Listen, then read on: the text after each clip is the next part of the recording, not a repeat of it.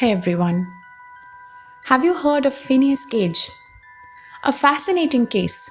Almost 200 years ago, this man suffered an accident at work that changed the course of neuroscience. Phineas Gage lived after a freak accident left his brain injured terribly. Never before in history had anyone survived such a lethal injury, leaving them with few lasting health problems but with a totally different personality.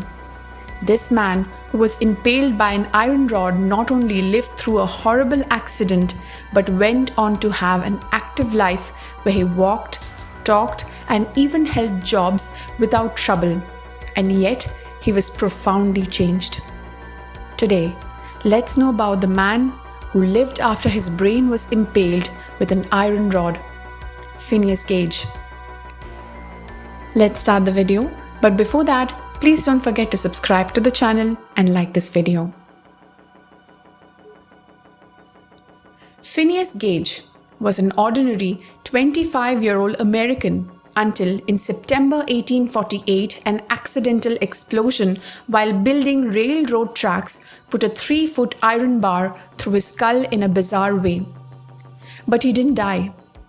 That afternoon, Phineas and his team were preparing a blast by boring a hole into rock, adding blasting powder and a fuse, then using a tamping iron to pack it in. Gage got distracted while working, standing too close to the blast hole with the tamping iron. As he looked away to speak to some men, the iron sparked against the rock, igniting the powder and causing a massive explosion. Gage was just being careless in the wrong place and at the wrong time. Phineas faced a tough recovery, nearly dying from an abscess that grew to 250 ml of pus. After nearly 3 months of care, he returned to his parents' home and slowly resumed his daily tasks, managing half a day of work. However, Gage's mother soon noticed that part of his memory seemed to be impaired, although according to the doctor's reports, Gage's memory, learning ability and motor strength were unchanged. With the passage of time, Gage's behavior was no longer the same as before the accident. Gage seemed to have lost some of his social tact and became aggressive, explosive, and even profane. The once sweet boy became reckless and rude and abandoned his plans for the future, having not formed a family. Phineas couldn't return to his job and became a walking curiosity, with people stunned by his survival. The medical community doubted the case for 2 years. Dr. John Harlow had to certify its authenticity, and he and Phineas even traveled to Boston to discuss it with medical schools. Despite not having a family, Phineas was an independent and active man, having gone to work as a coachman in Chile. Reports indicate that it was through work that his social skills returned and he was increasingly rehabilitated to coexistence. Despite surviving the accident, Phineas's life was cut short. In 1860, he began having seizures that affected his work. He moved to San Francisco to rest, but in May, he suffered a sudden severe convulsion. They called a doctor, bled him, and rested him, but the convulsions kept happening. Finally, during one particularly bad epileptic seizure on May 21, 1860, Phineas Gage died. He was only 36 years old. Gage was then buried in San Francisco's Lone Mountain Cemetery by his family, but the story didn't stop there. Dr. Harlow hadn't heard from Phineas in years and had given up hope of seeing him again. However, when he saw Gage's obituary in 1860, he reached out to the family not to offer condolences but to retrieve Gage's skull for study. Shockingly, Gage's mother consented given that the man had saved her son's life, and Gage's head was exhumed in 1967. Harlow took the skull himself as well as the iron bar that had become Gage's constant prop and studied it for a time. Once he was satisfied and had recorded papers and studies about the incident, he gave the skull and spike to the Harvard University's Warren Anatomical Museum, where they remain on display to this day.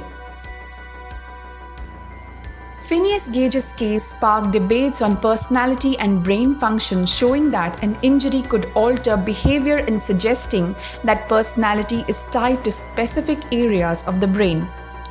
Some argued Gage's case influenced psychosurgery and lobotomy, though without concrete evidence. His case drew attention to the frontal lobes linked to personality and the possibility of surviving such a severe injury, which, according to the doctor, spilled the brain when Gage coughed. Phineas Gage's case gained attention as phrenology, a pseudoscience linking skull shape to intelligence, came to an end.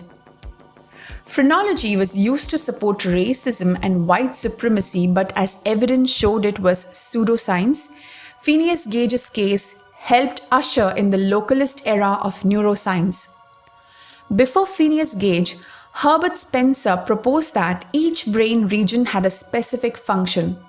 However, limited evidence from Gage's case led opponents to argue that he could have suffered damage to speech centers without impairing language. The Phineas Gage accident has been simulated by two research groups. A 2004 reconstruction showed damage to both sides of the brain, while a more recent 3D version indicated only the left side was affected. A 2012 analysis estimated Phineas Gage lost about 15% of his brain mass, with the iron rod damaging the cortex and inner brain nuclei. This explains his behavior changes and memory loss, as areas like the prefrontal cortex, crucial for decision-making, were affected. Today, we know that no single brain region handles a whole function on its own. Everything is connected for integration. Each brain region has a unique role but also interacts with others. For example, the basal nuclei, crucial for movement, also play a role in processing pleasure. And that's the incredible story of Phineas Gage. How a tragic accident reshaped our understanding of the brain and its role in behavior. His case not only challenged medical views of that time, but also sparked crucial advancements in neuroscience. Well, that's it for today. I hope you're liking Nerdies Discoveries. If this story sparked your curiosity, don't forget to subscribe, keep exploring, and may the winds of wisdom always guide your path. See you in the next.